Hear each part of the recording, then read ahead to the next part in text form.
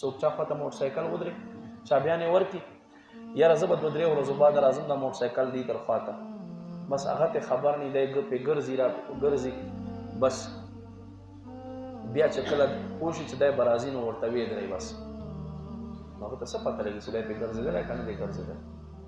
داسې ډېر شیزونه دي په ډېر معاملاتو نو الله نبی فرمای اذا اوتو من خانه څه وخت چې د سره امانت کېږدي دی به خیانت کوي فرمای و اذا حدث کذبا او کله چې خبره کوي دی به دروغ وایي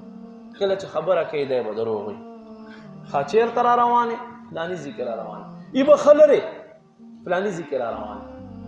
الله دې معافي وکړي زموږ مسلمانو کې داسې مسلمان شته دي چې دوی ته دا دروغ ګناه هم نه ښکاري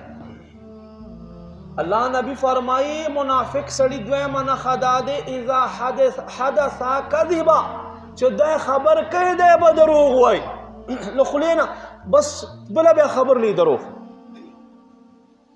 نو ما مسلمانو موږ د لږ په خپلو خبرو باندې سوچ کړو زما په دې خبرو کې څومره صدق دی او څومره کذب